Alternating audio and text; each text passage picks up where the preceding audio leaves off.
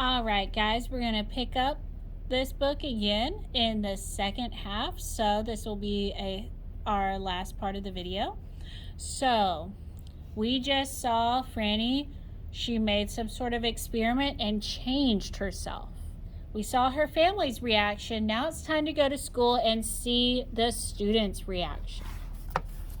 So, Chapter 8, A Transformed Franny. Before school, Franny met some of the girls from her class. Franny had a modified Champlona with her. Now Champlona played happy music and squirted perfume and glitter and came with her own nail polish and a rainbow-colored unicorn with a long tail you could braid. The other girls loved Champlona and crowded around her. Franny thought it was fun playing with the girls, but deep down she missed the old Champlona.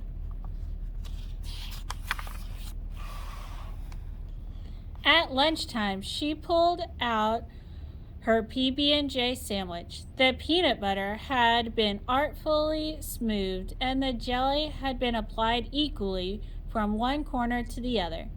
The bread was so blazingly white that Franny needed sunglasses to look at it. Her mom even trimmed off the crust, and the other kids, noticing this, smiled with approval. Franny took a bite and found it to be totally, completely, and indescribably average, uninteresting, and no big deal. She had expected so much more, but her experiment seemed to be working, so she finished the mushy sandwich.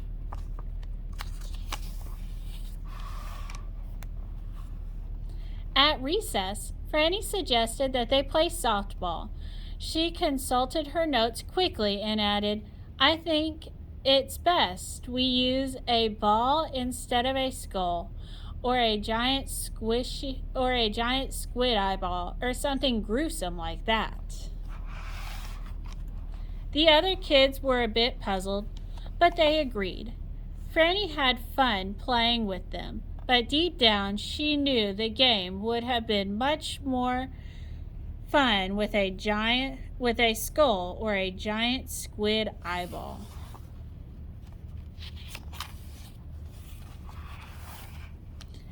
After school, the kids all said goodbye, and a few even asked her to come over to their houses and play. It was great to be asked, but Franny had to hurry straight home and analyze her day. She was happy. The other kids liked her, even if it was only a transformed her. Chapter 9, Lunch Doesn't Agree with Me. The next day at school, while the kids were doing their math problems, Miss Shelley took Franny over to one side and talked to her. "How's the experiment going?" she asked. "It's great. I understand them, and I think we're becoming friends. They seem to like me better if I just go along with the things they like." "Are you sure that's for the best?" Miss Shelley asked. "Well, that's what the data seems to suggest," Franny said, and showed Miss Shelley some graphics to back it up. "But I like the real you," Miss Shelley was about to continue when a piercing scream tore through the room.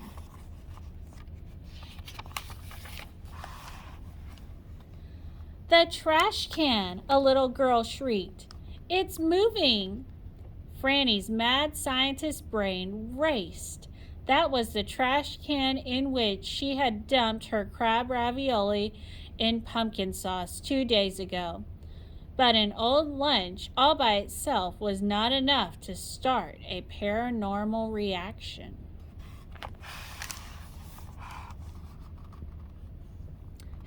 Who else put something in that can?" Franny asked. "I spit my gum in there," one girl said. I threw a pair of old gym shoes in there, said another. I saw the janitor dump some trash in there, said another girl. Egad, said Franny. That was close. Well, as long as nobody put any unstable industrial waste in there, we should be fine. Oh, yeah, said one little boy. I forgot. I put some unstable industrial waste in there.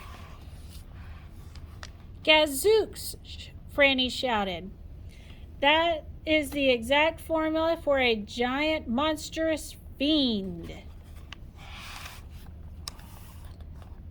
The other kids looked at her. They looked scared. The other kids looked at her. They looked scared.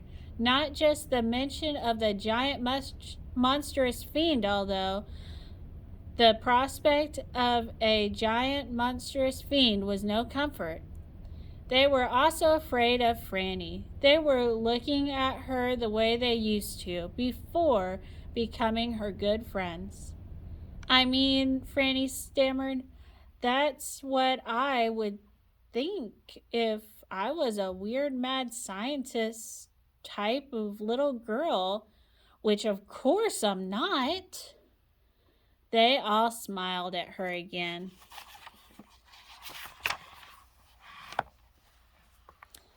Just then, the trash can erupted like a volcano.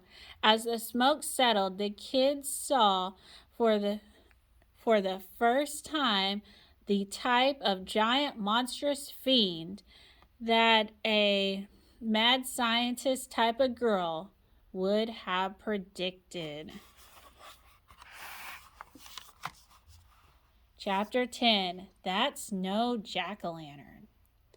The giant monstrous fiend stood there, chewing gum and breathing angrily. Its head was a pumpkin, and its body looked like a crab. It was wearing old shoes and was just dripping with industrial waste. Franny hoped it would jump out the window and go away. And then, to her surprise, the pumpkin crab monster jumped out the window and went away. Unfortunately, it grabbed Miss Shelley before it left. With a crash and a scream, the pumpkin crab monster and the teacher were gone. The kids just stood there. They didn't know how to help. A few tried crying. A few tried screaming. One tried wetting his pants. Although later on he admitted he had no idea why he thought that might help. Some of Franny's new friends hugged her and shrieked, but Franny didn't shriek. Franny thought.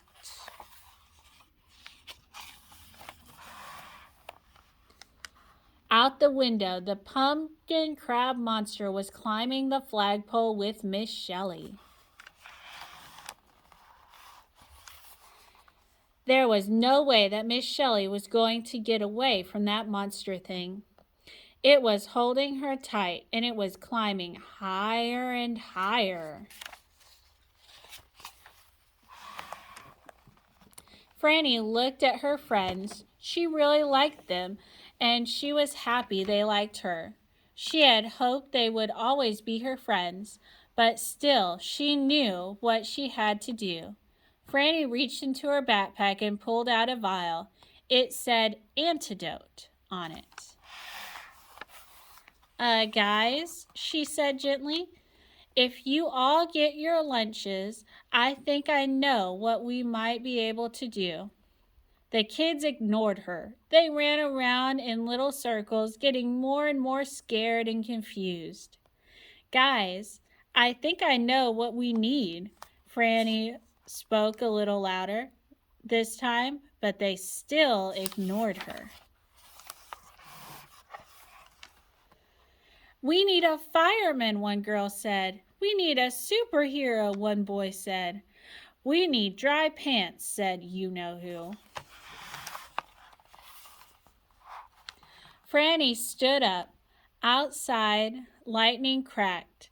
What we need, she said, is a mad scientist, which I am. She uncorked the antidote and drank it. She began to cough and sputter and spit. She fell on the ground and scrunched down into a ball. She stood up and felt herself return to normal. Franny, the little girl mad scientist, was back.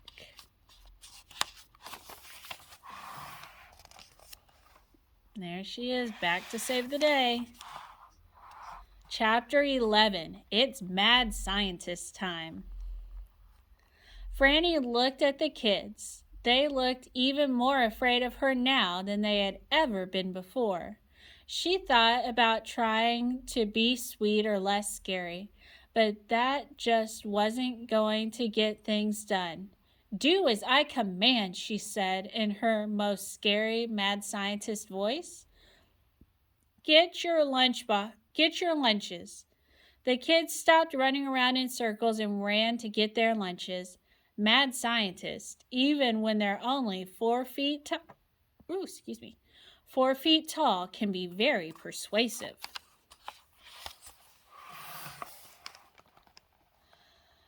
Put the bread in one pile and the lunch meat in another, she barked. The kids did as they were told and quickly disassembled their sandwiches. Franny was busy examining the bottom of the trash can. I think there's enough of this unstable industrial waste left to do the trick. Franny worked fast. She told the kids exactly how to arrange the lunch meat and how to get the bread ready. They were afraid, but they did what she said, and they did it quickly. Being the only mad scientist around, she was the expert on unstable industrial waste, so she took care of that personally. Then Franny pulled a needle and thread from her backpack.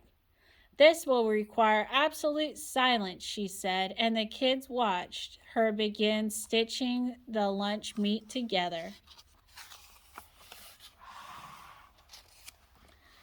Franny worked quickly as the kids watched in terror, occasionally handing her additional slices of salami or bologna when she so instructed. They knew they were watching something not of this world, something that no human eyes had ever seen before. In that moment, the pants wetter decided to let loose one more time. Chapter 12. Finally, Franny walked solemnly across the room and washed snips of ham and smears of mustard off her hands in the sink.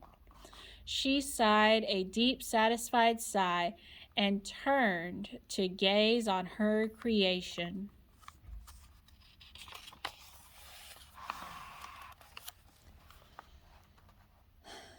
There, standing motionless in the middle of the classroom, was a giant monster thing made entirely of glistening, delicious bologna, salami, pickle loaf, and ham.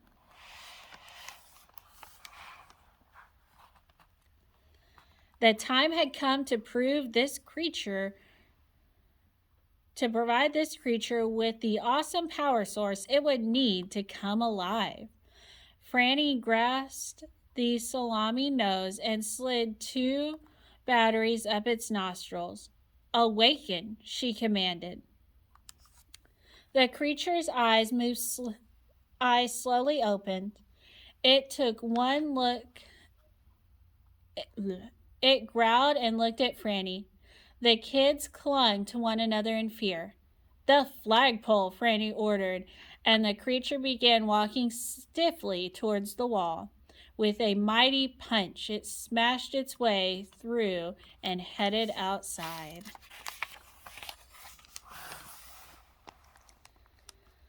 Bread, Franny yelled, the kids following Franny's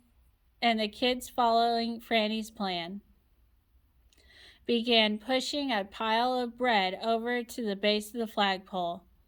The lunch meat creature grabbed the flagpole and shook it. Miss Shelley screamed and the kids gasped.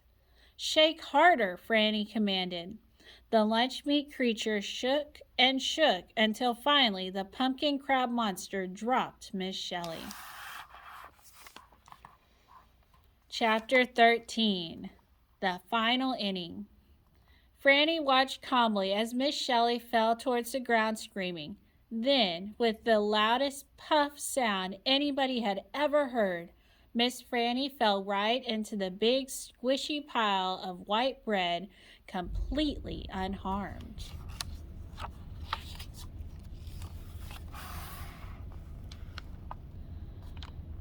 Franny turned to the lunch meat creature. "Now, my lunch meat abomination, go get that pumpkin-headed creep." The lunch meat creature grabbed the flagpole tightly and pulled until bologna-flavored sweat dripped from his forehead. Finally, with a monstrous groan, the lunch meat creature ripped the flagpole right out of the ground, causing a very angry pumpkin crab monster to fall and hit the pavement with a ground-shaking crash. The pumpkin crab monster got to its feet and growled. It began stomping towards the kids. It was almost on top of them when Franny, the only kid that did not look worried, calmly whistled. Suddenly, a cloud of bats flew down from the sky and grabbed the pumpkin crab monster by the arms. "Batter up," she said. The bats flew as fast as they could with the pumpkin crab monster, and they headed right for the lunch meat creature, who had the flagpole on its shoulder. The bats dropped their burden just in time for the lunch meat creature to bring the pole around like a giant baseball bat and connect with the pumpkin crab monster as if it were a giant stinky softball. With a loud crack, it went hurling off into the sky, never to be seen or heard from again. "Home run!" shouted Franny.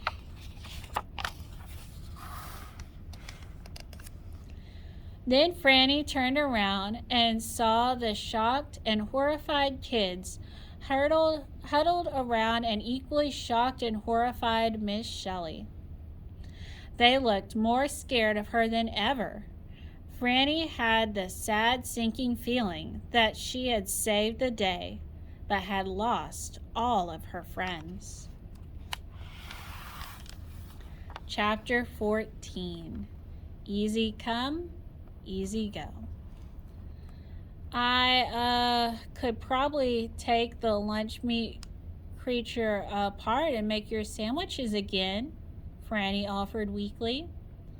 "And sorry about the flagpole, Miss Shelley," Franny said, and about the wall my lunch meat creature smashed through." "Sorry about your pants, kid," she said to the boy who had wet his pants and who was now getting pretty tired of people talking about it.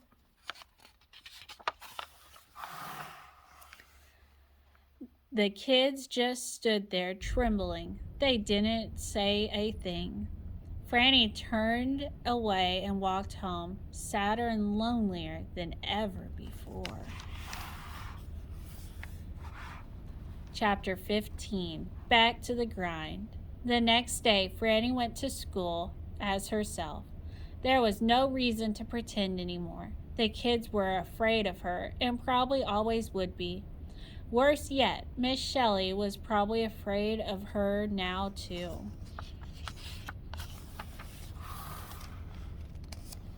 Franny opened the doors to her classroom slowly. Suddenly, a giant cheer went up from the kids inside. "Hooray for Franny!" they yelled. "Hooray, hooray, hooray!" Franny looked around stunned. The kids were all hugging her and thanking her for saving them. "Thank you," Miss Shelley said and hugged her closest of all. Franny was shocked. She fumbled over her words. You're welcome. Your monster fixed the flagpole and the wall, Miss Shelley said, and it did such a great job. The principal wants to hire it to work here. The lunch meat monster waved and grinned proudly. You're the coolest, Franny, the kid shouted. You're not scared of me? Franny asked. Well, it would be hard not to be a little scared.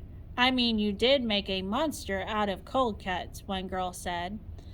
But still, you're our friend, and that makes it all okay. Friend? Franny said. Yeah, I am your friend. Just the way I am. Just the way you are. Friends. Chapter 16. Weird, but I still like them. They didn't always like the same things, but they were all still friends after that. The other girls decided that Champlona and Uzette actually were pretty fun. And Franny learned how to enjoy an occasional peanut butter and jelly sandwich. And together they figured out a way to play softball with both kinds of bats.